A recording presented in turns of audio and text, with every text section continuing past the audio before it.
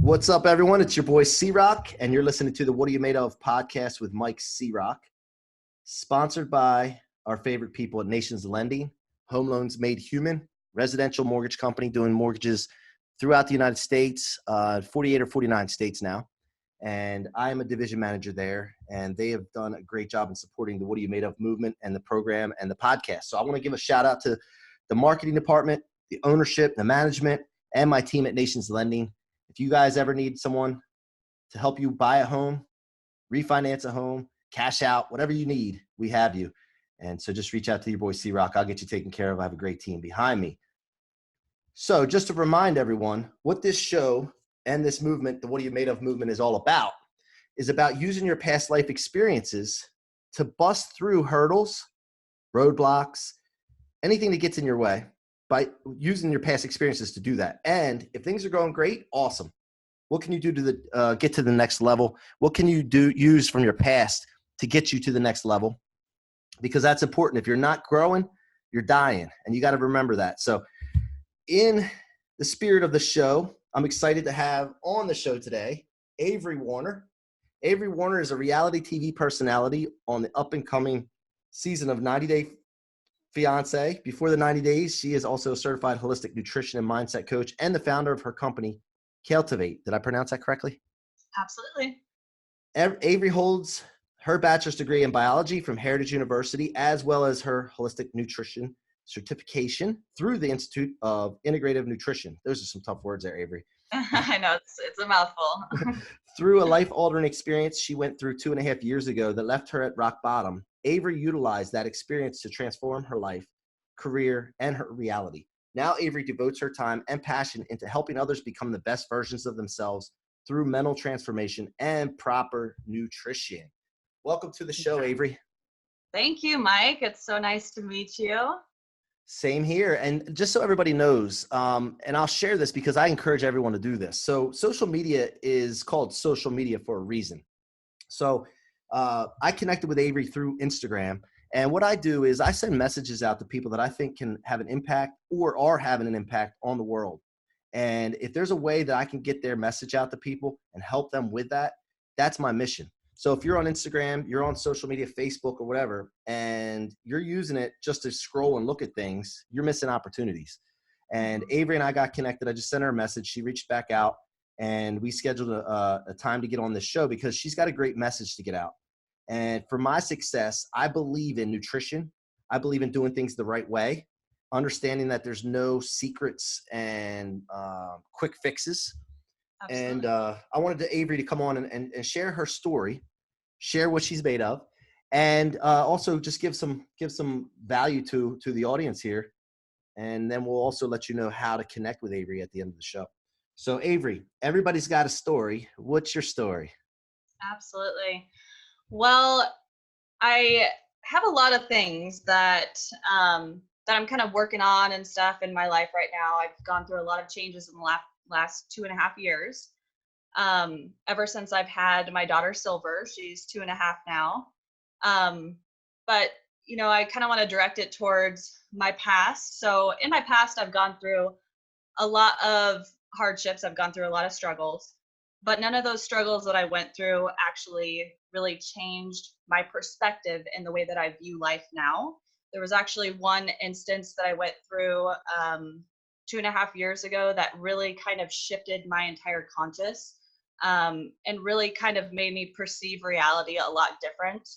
And that's really the big reason why I'm on the mission that I am now, is to really help people shift their view of their own reality and really make them or help them see that they're really the creators of their own life, and that whatever has created their past, they're able to change that and fix that, and that they're the people who are responsible for their own future.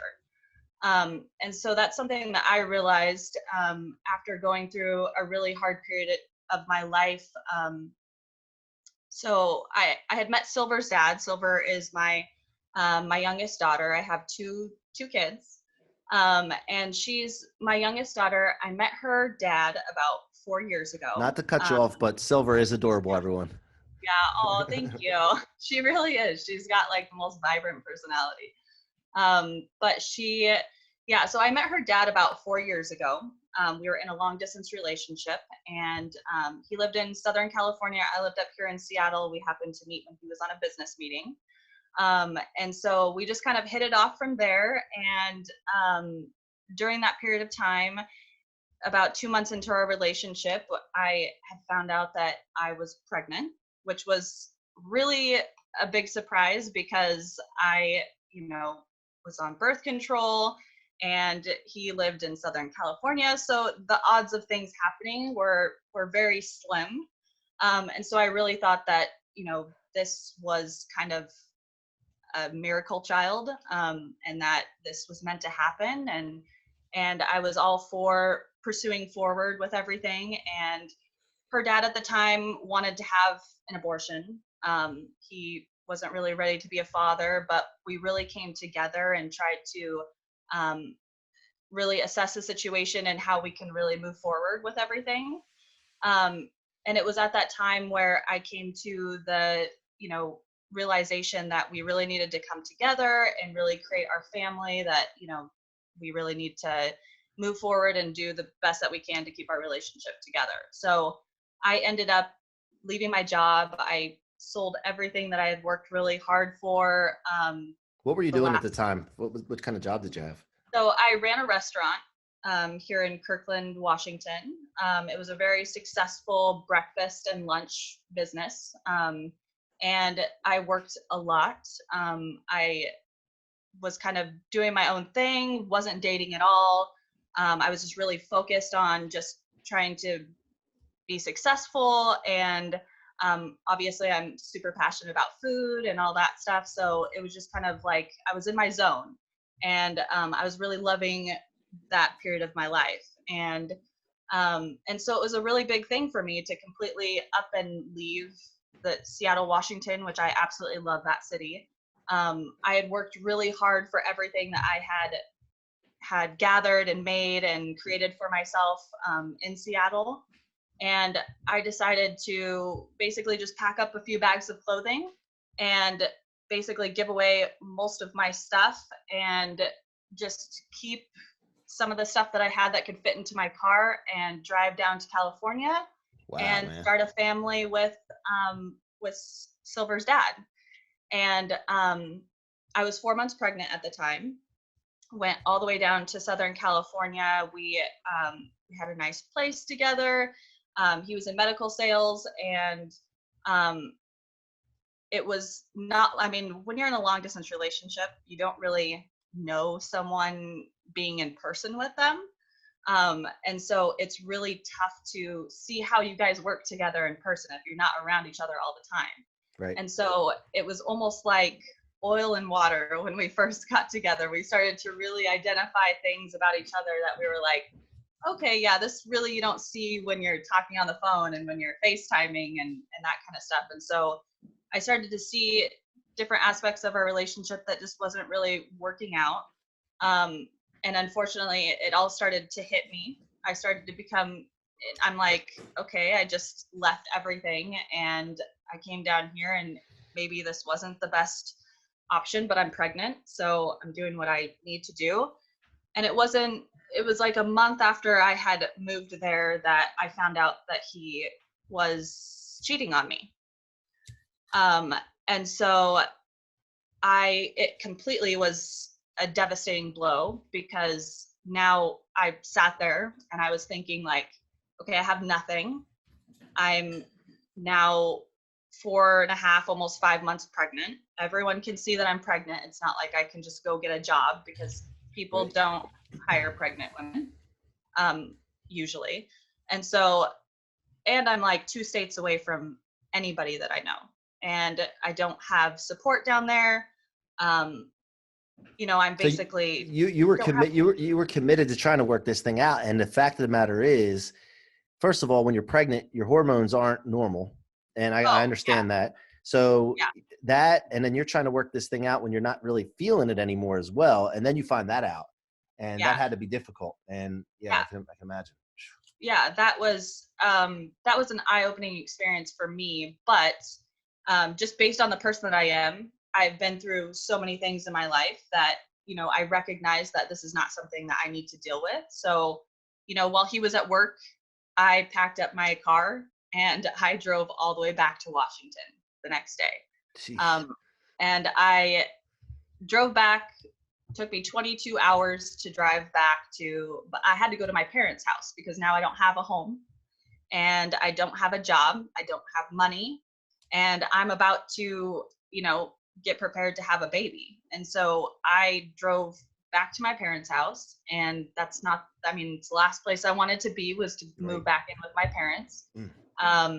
And so, during that time I stayed with my parents, and luckily one of my friends gave me a job serving at her restaurant, just to make some extra money while I was pregnant.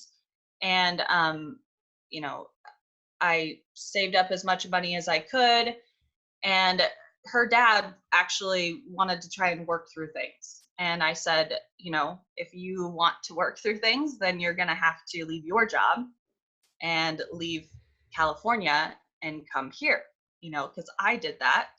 And if you want to really show that you want to make things work, then that's what you're going to have to do. Yeah. See, you got to get a sense of the commitment, right? Yeah. Yeah, absolutely. Mm-hmm. And so, that happened, and he actually did quit his job. He came up here to Seattle and we got a place together. This was a little bit before Silver was about to be born. So I was about 8 months. And my parents kept telling me, like, probably not the best idea to just go to Seattle again and really put all the devotion onto this person who you don't really have the best relationship with. You guys are still having a hard time communicating and things like that. And I guess in my mind, I wanted it so bad to work for, my daughter. And he had showed that effort that I thought, we can go through counseling, we can do that kind of stuff, and really try and make things work. And so I up and left. My parents live in Eastern Washington, Tri-Cities area. So it's about 4 hours east of Seattle.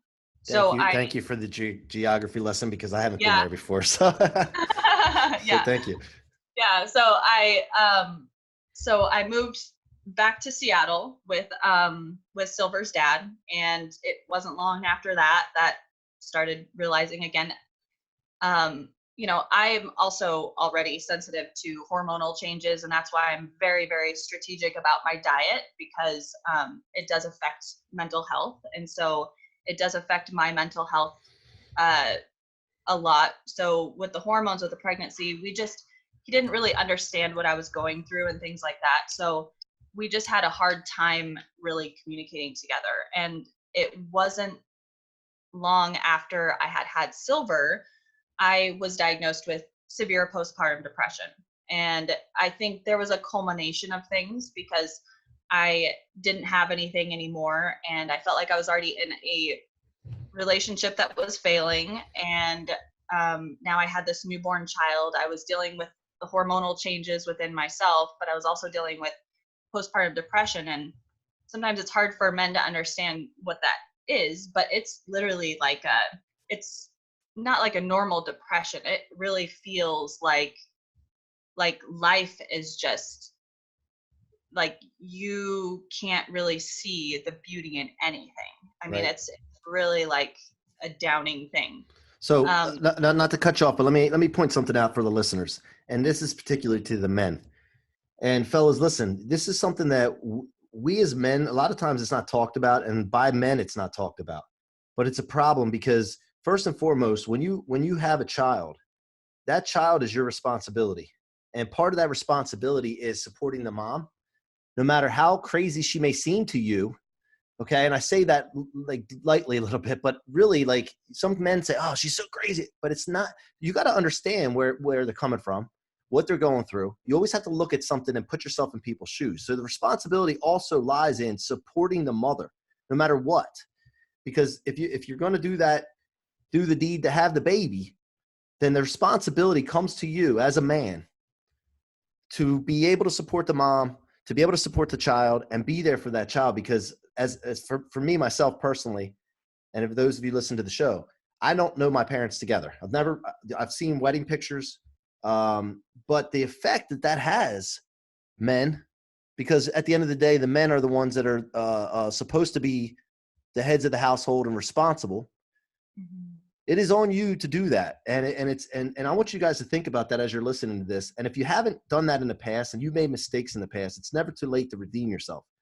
But if you haven't gotten to that point yet, please think about that ahead of time. And if you end up in that situation, please put your big boy pants on, take responsibility, and be a man.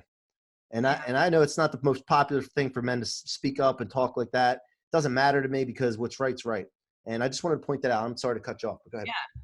No, and I just want to add something to that too. Like one thing that I say with, pregnancy is, hormones affect mental health. They do. And when you're pregnant, you're going through already a storm of emotions within yourself, and you really look to the people around you for comfort and for balance. And so when you have a partner who, rather than not understanding and contributing to that storm,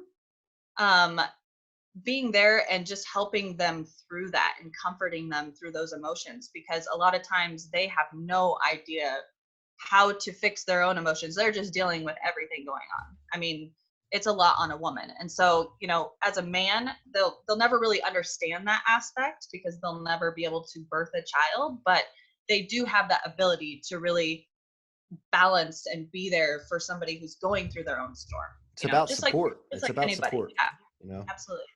And so that was like the big problem afterwards. Was I was dealing with severe postpartum depression, and it got so bad to where if there was a gun next to me, I would have committed suicide. Like there were mornings, I mean, every single morning, I think all day long, I would just contemplate how I was going to get out of what I was going through. And I had never been like that before. I just felt like there was really no way out. And I remember going to the doctor because I already felt like he was completely pulled away from me. I mean, I started sleeping in another room with Silver. Silver was really the only silver lining. Her name is Silver Rosalie Lynn. I call her Silver Lynn, like silver lining. But she really was like the only thing that I had. But then the thoughts that I had during that was never like negative towards her. It was more like I had these thoughts within myself, like I don't deserve her. I can't be the best mom for her. She deserves so much better, and she deserves another life. If I just leave this world now, she'll never know me, and she won't have to deal with that type of thing. So those were the thoughts that were going through my head during that period of time. And I really thought, like, if he leaves me, I have nothing. Like, what am I going to do? I don't have a job. I just had a baby. I can't support myself. Like, there were so many factors that really also weighed onto the postpartum depression. And I knew that if this was going to keep going, that I wasn't going to be here anymore. And so right. I went to a doctor and I begged this doctor, like, how can you help me? And they automatically wanted to put me on antidepressants and medications. And I said, I'm sorry, but I know too much about that kind of stuff. I don't want to go that route. So is there any type of therapy, anything that can help me? And they really didn't have a whole lot of information for me. They just said I was in a severe state. I either can check into a hospital and get on a bunch of medications. They can monitor me for safety and things like that. And, be able to talk to counselors, which I did not want to do, or I can, take medication and come in and talk to a therapist and stuff like that. So it really, like, when I heard that, I said, okay, well, I'll just figure it out myself, because I'm not going to get on a bunch of medications and have to rely on that and have other issues going on. So, right. So it wasn't long after that he decided that he didn't want to be in the relationship anymore, and that it was too hard to deal with what I was going through. And this was, Silver was 2 months old.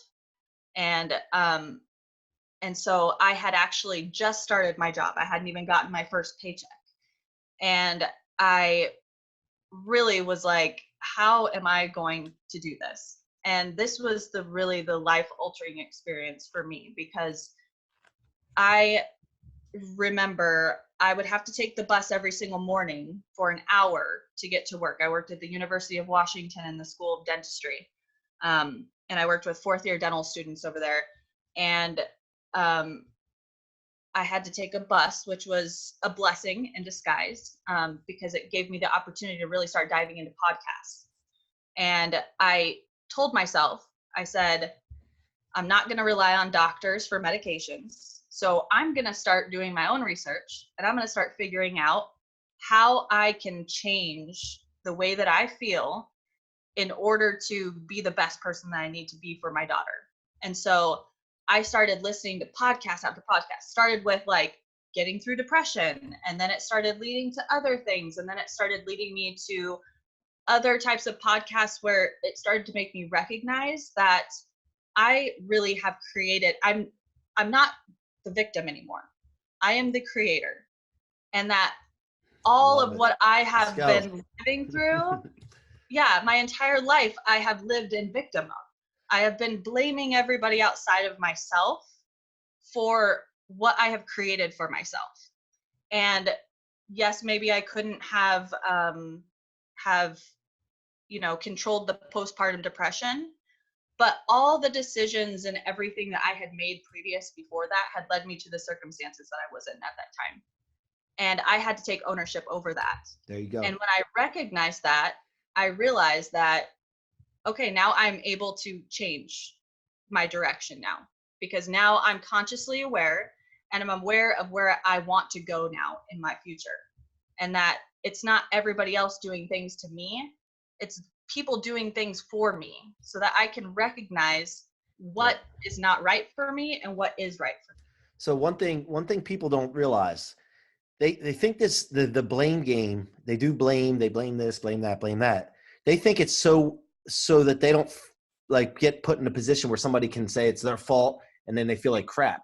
Really, what the problem is that they don't understand when you take 100% responsibility for things and you start taking control, the C word, the control word, you take the control. And when you have control, then you can determine where you're going. And a lot of people don't realize that. And if we can get that message out to people to let them know that this isn't about blame game and not being at fault and this and that. This is about being in control of things, being in control of your life. And if I met a person that would rather be in control than not be in control. So, but that's what it's all about, right? And that's what you figured out? No, that's exactly my biggest takeaway and my biggest message through everything that I went through was that, I sat there and I blamed every person that I had been with in my life. And I had blamed the cheating, and I had blamed everything that I had been through. I was like, why is this happening to me? Like when I became aware that my own decisions had created my own reality, and that now I have the opportunity to be aware of those things, and that life doesn't happen to you, it happens for you, to recognize and help you change and get and navigate through life where it is that you want to go. And when you actually start taking ownership, just like you said, and taking control of that, then you can actually start really directing your life. And so when I started understanding that, and when I started realizing that, I started actually viewing life as like, okay, now this problem is happening to me, right? What are the lessons that I can take from this problem rather than making this problem my reality? And so, it's unfortunate that a lot of people, and this is one of the biggest things that I try to help people understand, is that, from age one, from age birth all the way to age 7, we live in a theta state in our mind. And so we're constantly soaking in all this information that helps us program our mind in order to be able to understand and perceive reality. And so all of us perceive things differently. And during that period of time is how we have created and wired our brains. And so we live through life basically unconsciously, reacting to things in our lives, our behaviors, our personalities, based on this programming that happened when we were children. And so a lot of times we think that it's just us and that this is just the way that we are.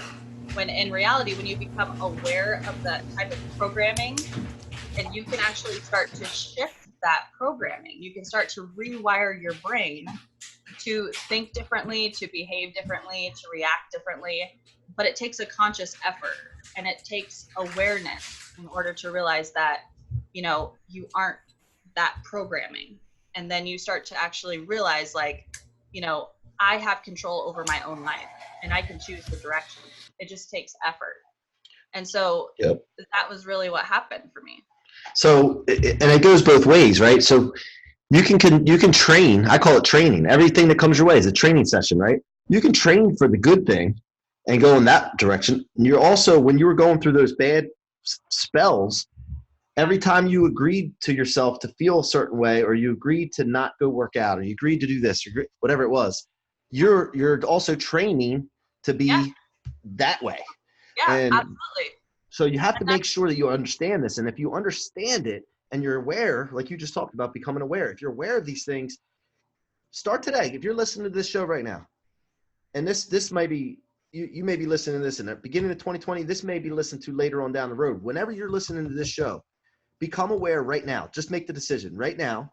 And that everything that happens after you hear this podcast, that's a training session for your future. And you decide how you're going to react and what you're going to get out of it. Right? Yeah. And that's, our brains have so many neural connections. And when they're not being utilized, they die off, they're not used. And the ones that we utilize a lot become stronger and stronger and stronger, to the point where they just start having their own connections. Like, you don't even have to think about it. They're programmed in there. They just go. And so when you start to recognize that you can change some of those neural pathways and start to create other ones, it's going to be hard in the beginning, because you have to get that neural connection. You have to get that stronger. And so it's always the stronger one out there that's going to be the one that's going to come in and be the driving force initially. But you can always start to train, just like you said, that other connection, so that it becomes stronger. And so that's how you start to rewire your brain and your thinking. Right. And it just takes a lot of, consistency. It takes a lot of, it's just like creating a habit. You have to keep doing it in order for it to just become something that's just, you don't have to think about it. Right. And so, that's really what happened to me, is when I started recognizing that I was in charge of my own life and that I can start creating my own reality. I started really realizing, like, what am I doing with my life? And I realized that I was in a job that I didn't like doing anymore. And do I want to live the rest of my life this way? And I really thought, like, before that point, that I really couldn't do much more with myself. Like, I didn't know what my passions were. I didn't know who I was. I didn't know anything about myself. I needed to start dipping my toes into what was going to make Avery happy. So, and this was like, real quick question. So when you're going through that phase right there, and you weren't sure what your passions were, or what your purpose was, or what's a good tip or two for people that are listening, that if they're in that phase, like my little brother works for us, Casey, and he said the other day in one of our sales meetings, it's like, if you don't know what your why is, how do you, what's the best way to figure out what your reason is, or your purpose, or your why? And I'd love to hear your take on that. So I'll tell you how and I'm still learning. It's an ongoing process, it's the journey basically. And it's going to change over a period of time. Not everybody is born with a specific purpose, and that this is what you need to do, and you need to find that. It can change and evolve as you change and evolve over a period of time, but it takes the effort to go out there and dip your toes in different things and follow those feel good feelings. And so the biggest thing for me was, in the beginning, I was like, I kept hearing all these podcasts, like, find your purpose, find your why, what makes you happy. And I'm just like, I don't know what makes me happy. I don't know what my purpose is. And it started making me, like, very obsessive about trying to find that type of thing. So I'm like, I finally realized, I'm like, okay, well, now I need to start following those feel good feelings. What makes me feel good inside? I love cooking. I love nutrition. I love, creating recipes. And I also started getting a passion within me to really start like sharing my message. And so I decided, like, I'm just going to start taking one little step at a time. I'm going to start like, I kept taking pictures of my food, and I'm like, oh, I started getting a little creative and artistic with that. And then I was like, you know what? Instead of bombarding all my family with all my food photos that they don't care about and all my friends, I'm going to make my own little Instagram page that just, whoever wants to see my food photos can see my food photos. And by the way, so you say feel good, things that make that feel good to you, but you got to be willing to do things that are uncomfortable to get to that point, right? Because sometimes people don't want to start an Instagram page or post things on Instagram or do videos. Yeah. And then what happens is, and by the way, I got to point something out. Like I was just looking at some videos that I did a year ago, and I was thinking, I reverted back to the feeling I had when I did those videos, and I'm like, I didn't know what the frick I was doing. I felt like crazy. I was worried about what people thought. And I look back on it and I'm like, dude, now I pop a video and I'm like, what's up? What's up? I don't care what anybody thinks because I'm doing me. And I got a big mission I'm on. And it's just, so you got to do uncomfortable things and then just have fun with it. It actually feels good to be uncomfortable, really. Yeah. So, and in fact, it becomes, once you do it more, it's almost empowering. You want to chase those fearful feelings. And that's what I was going to touch base on, that is that when I started my Instagram account, I was like, I'm not going to let anybody know that I have this Instagram account, because what if they see it and see I don't have like very many followers, or that people even like care about my food, So I even had those feelings. I was like, should I even start this, And I was like, and so it was kind of like, for me, like you said, it's uncomfortable in the beginning, but if it makes you happy, it makes you feel good. Even if it makes you uncomfortable, you need to like chase those feelings, because the more you do it, then it starts to create other things. It's almost like a compass. If one thing that you go for and makes you feel uncomfortable, makes you feel good, and gives you joy, that leads to other things. It opens up different doors, until all of a sudden things start painting a picture for you. And so it wasn't until I started actually doing that I recognized, like, I need to start actually dipping my toes into like changing my career and going for something that makes me passionate. And then I started really trying to get my word out there on my food. I started changing my Instagram, which is all about food, into mindset as well. And because I was very obsessed with learning about the mind and how people perceive reality. I mean, it got to the point where like I didn't even watch TV at all anymore. Every spare moment that I had was listening to a podcast, reading, whatever it was that I wasn't spending with my daughter, it was learning about, and I still do that. I mean, that's my thing. I started getting routines in my life, morning routines, nighttime routines. I started meditating, which is what I would suggest for anyone to do, is to really start meditating, because one thing, you need to be able to sit with yourself. You need to be able to be uncomfortable. I was going to ask you a question about that. Like I always ask my guests, like, what is something that you go to when you're in a rut or you just don't feel right? Or because we're human. Look, no matter how good you got it, how great things are going, we all go through periods of time where we just don't feel right. And some are longer than others. But I was going to ask you that. So is meditation one of your go-to things, and what else? Yeah, and see, the worst thing that people do when they don't feel good is to try to find something to mask their feelings of not feeling well, and they try to distract themselves. They tune into TV, they watch Netflix, or they drink alcohol, or they do other things to mask their own emotions, which just suppresses those emotions. And our bodies go through a process. Is that it's human nature to not feel well. I mean, it's human nature to find things in our life that really we don't like, or that we're going through. And those are crucial moments that you really need to tune into yourself, because that is the biggest lesson, is in those moments that you're not feeling well. Meditation for me is something where it has worked really well for me, because I can actually tune into how my body is feeling and observe how my body is feeling and allow those emotions to run through me rather than being suppressed. Right. And that's really the only way that you can get those feelings to not harbor themselves and start to manifest in bigger ways. Because if you try to distract yourself, if you try not to allow yourself to really feel those emotions and why they're there, then you're only going to be suppressing them, and they're going to be creating other issues in your life, and they're just going to start building up, and you're going to start creating more things for yourself. Right. And so it's really important at those times. Like journaling is really awesome as well, because you can actually identify what it is that's stemming this emotion and recognize that, like, hey, I have control over this, or what did I do that it created this, or why is this feeling not feeling right for me? You know? Yeah, I have a book, a thing called Daybook. It's an app. It's a free app. You can get it on the Google Play Store or the iTunes Store. Daybook, free app. Go into it, get it, put it on your phone, put it on the front page.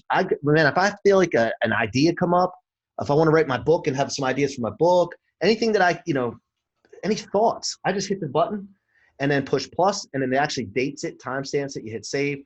And man, I just looked through last year, because I'm writing a book right now. I looked through everything from a year ago, and I could not believe some of the stuff that I've written was like, and you don't give yourself credit for some of the stuff was like, wow, I came up with that. I didn't even remember, so I encourage everyone. We have thoughts going through our heads all the time. We need to get the stuff out, man.